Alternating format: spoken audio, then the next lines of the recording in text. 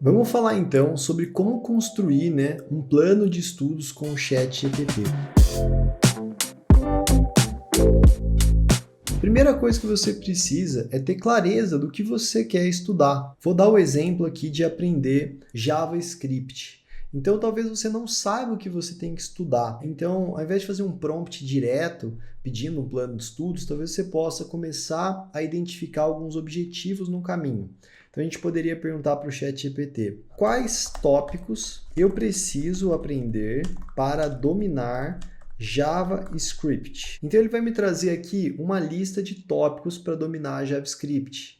Mas a gente tem que definir também, é claro, um objetivo, né? Então, se você quer dominar JavaScript, existem vários graus de dominar JavaScript, né? Dominar como um júnior, como um pleno, como um sênior. Eu acho que é sempre legal a gente definir um objetivo por o que a gente é capaz de fazer, né? Então, vamos supor, eu quero dominar JavaScript para construir um site complexo, ou eu quero dominar JavaScript para criar um script de automação. Então, são áreas diferentes. Eu acho que quando a gente quer criar, um plano de estudos, a gente precisa entender os nossos objetivos a longo prazo. Então, veja que ele listou aqui para a gente tópicos que a gente pode aprender, né? Então, ele criou aqui para a gente, ó, fundamentos de sintaxe, estrutura de dados e manipulação. Aí você pode falar para ele assim, ó, se eu aprender tudo isso, o que eu vou ser capaz de fazer no final? Aí ele vai trazer algumas ideias do que a gente consegue fazer com esse conhecimento, né? Então, primeiro a gente listou os tópicos, depois a gente está se perguntando o que a gente conseguiria fazer. Talvez você não queira fazer tudo o que ele vai trazer, então você pode selecionar uma fatia disso, né? Então, ó, desenvolvimento front-end, desenvolvimento back-end. Provavelmente ele vai trazer, ó, full stack, vai trazer outras coisas desse tanto de tópico que ele trouxe aqui com JavaScript, né? Então vamos ver. Desenvolvimento de aplicativos móveis, jogos e animações. Beleza. Vamos supor que a gente queira se concentrar então em JavaScript para o back-end. Então, de todas as coisas que ele trouxe aqui, a gente quer se concentrar em JavaScript para o back-end. A gente listou primeiro os tópicos, ele mostrou com aqueles tópicos a gente consegue fazer. Ó, vou falar para ele assim: eu quero aprender JavaScript para trabalhar como programador back-end. Eu quero que você liste os tópicos mínimos que eu preciso para isto e qual seria um projeto realista para concluir ao final dos estudos.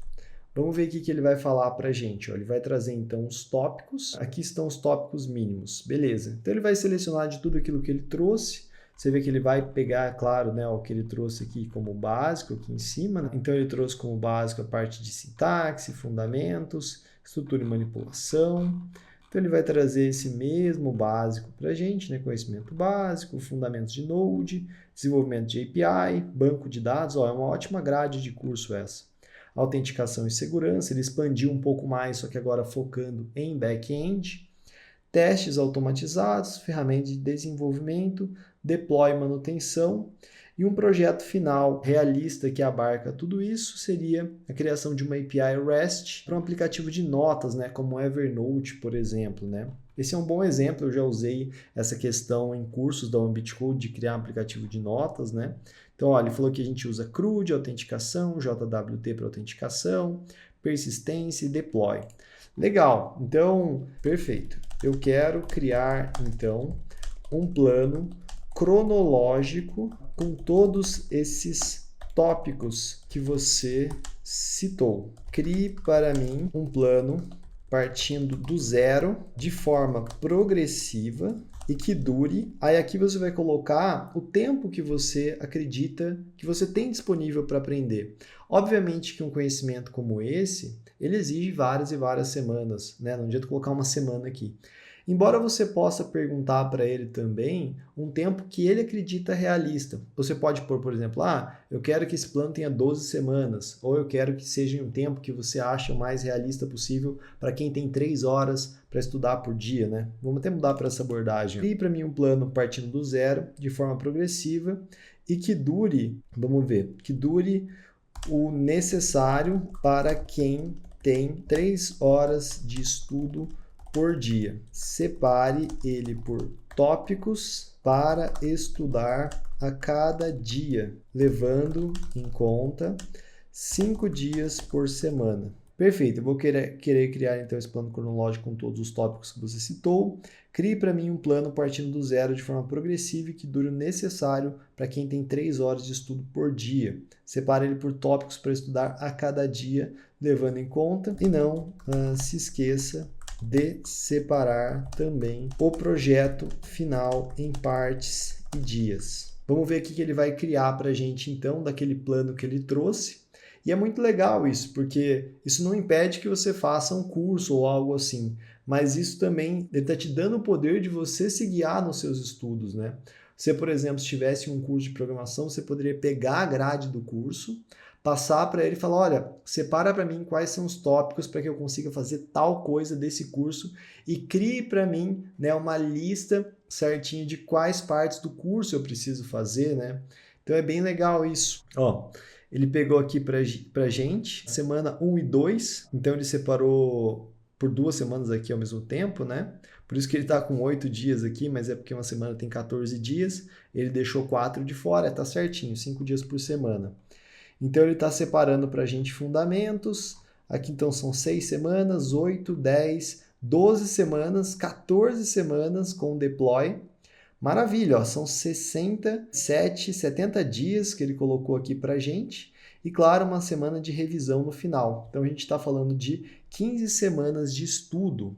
Isso é muito interessante, porque aí você pega especificamente o conteúdo que ele colocou aqui, você armazena isso no seu Notion, por exemplo, porque o ChatGPT vai perder o contexto depois.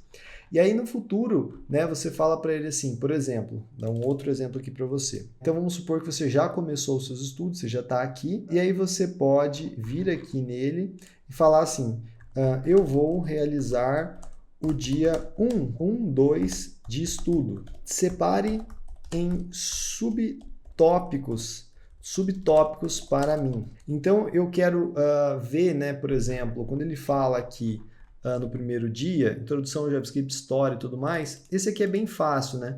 Mas, por exemplo, estruturas de controle, são muitas estruturas, muitas condicionais. Seria melhor que ele separasse em subtópicos, né? Então aqui ele vai separar para a gente em subtópicos do que estudar. Inclusive, é claro, se você não estiver fazendo um curso, você pode estudar algumas dessas coisas até mesmo com ele. Por exemplo, a história. Você pode vir aqui e falar para ele, beleza, hoje eu vou estudar junto com você. Então, do item 2, o primeiro item, origem e evolução do JavaScript, me conte essa história, né? Então, é bem legal que você consegue não somente usar ele, né, aqui para gerar, mas estudar com ele também, beleza?